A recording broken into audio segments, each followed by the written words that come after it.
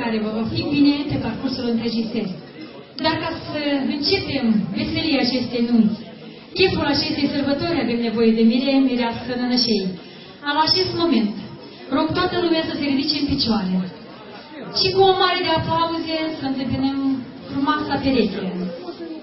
Iar acum, de obicei, dragi, frumoși și tinerei, deodată luați-o așa ușor pe un drum frumos de flori. Să fiți așa și în viață, flori, iubire și dulceață.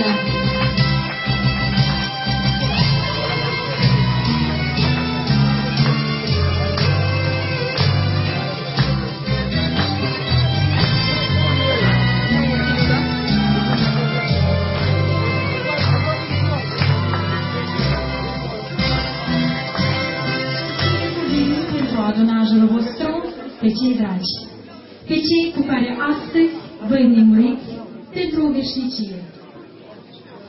Și uite așa, dragă, mire și viață, cum o faceți astăzi, asemenea să o faceți și în viață, muncind, cot la cot, umăr la umăr. Și numai așa se va umplea și se va revărsa rodnicia și bogăția familiei voastre. Așa să o faceți și în viață, muncind mână la mână, cot la cot și umăr la umăr. Iar acum, dragă Mirel, tu, ca viitorul cap al familiei, îți oferim să oferi aceste cupe celor dragi. Primul pahar propun să-l oferi Meresei. De astăzi, pe o cale comună, veți păși binele și răul în două veți împărți, cu ea copiii crește mari și în toate veți fi gospodari. A doua cupă propun să oferi nănășicăi. Ea, ca o mamă pentru voi va fi, de bine vă va îndruma când va trebui, vă va ajuta. A treia cupă propun să oferi mamei tale. Ea te-a născut. Ea te-a crescut. Ea te-a educat și să fii om în lume te-a îndrumat. Următoarea cupă, stimate mire, rog să o oferi mamei soacră. Pe Zinaida te-a crescut o uite mare și frumoasă ca o floare. Mai să plângă acum e bine, dar are încredere în tine. Următoare cupă, stimate mire, te rog să oferi nașii tale. Ea, la fel, vă va îndruma pe tine, pe soția ta, să ajungeți a fi gospodari buni, să se mândrească cu așa fi. Următoarea cupă propun să oferi nănășelului. El te va învăța să trăiești bărbătește și să iubești haiducește. Următoarea cupă, stimate mire, rog să oferi tatălui. Tatălui tău care te-a crescut mândru odor, deștept, hâtru, de ajutor, vrea să fie mereu mândru de tine și să audă numai de bine. Următoarea cupă, cea de-a opta, rog să oferi tatălui socru. Îți dați, fată frumoasă, gospodină și sfioasă, ca în viață să fii fericit cu ea, așa cum vrea și mama ta. Cea de-a noua cupă propun să oferi nașului tău. Când vei avea nevoie de ceva, întreabă și te va ajuta. Și desigur, stimate mire, a 10-a cupă o vei servi-o tu, împreună cu cele mai apropiate ființe cu care astăzi te-ai înnemurit. Sufletește ai îmbogățit. Cu ei mereu fericit vei fi și om între oameni te vei simți. Dragi oaspeți, rog să ridicați paharul împreună cu acești oameni frumoși ce astăzi formează un inel a unui lanț ce poartă numele de viață. Iar voi, dragii mei, rog să ciopliți aceste pahare împreună. De astăzi v-ați înnemurit, împreună cu mirile și mireasa, și să serviți aceste pahare în cinstea lor, în cinstea mirelui și mireței.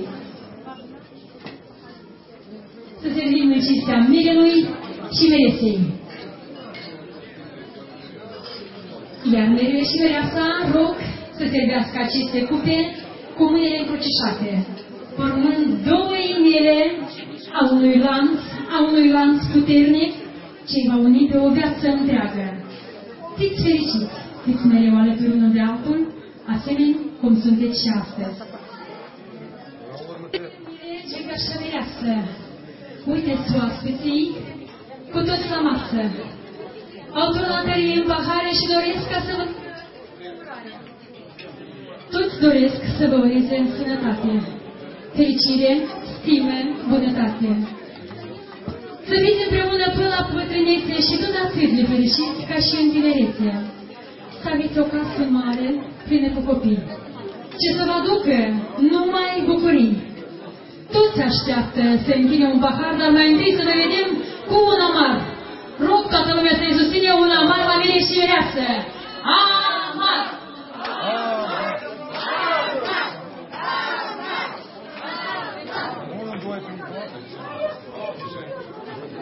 Pentru voi. Toată lumea sus, paharul, jos amarul, să se viu în cinstea mirelui și mireței.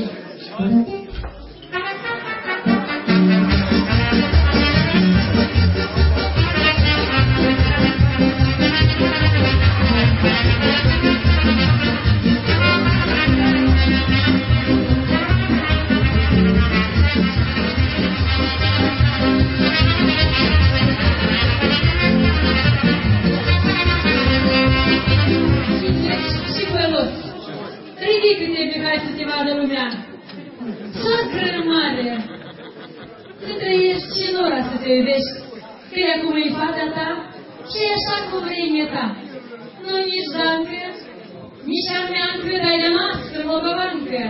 Să nu cerți nici chiar în glumă, iubiți să stați împreună, dar să iei cu dinișorul așa cum vrea și feciorul. Sus, paharul gospodari, voie bună, socrii mari. Și acum lumea adunată vor să vă pupați odată. Amar la socrii mari, toată lumea e susține. Amar! Amar la socrii mari! Amar la socrii mari, toată lumea e susține.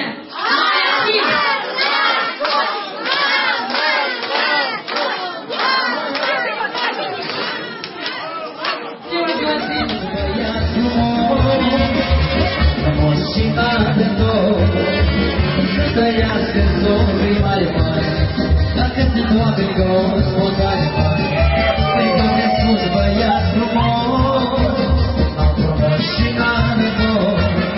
Frumoasă e, frumoasă e, frumoasă-i nunta, frumoasă e, frumoasă e, și vei viața.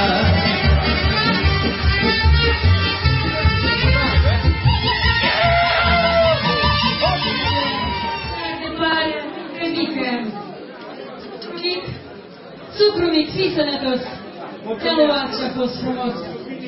Să fii toată sănătoasă, ți-a luat porul din casă. Și n-a luat-o cu desila, ai dat-o cu mânuța ta. Dar nu plângeți, totul e bine, ia uitați-vă ce mire! Înalt, frumos și muncitor, de-al blânțetele de dor.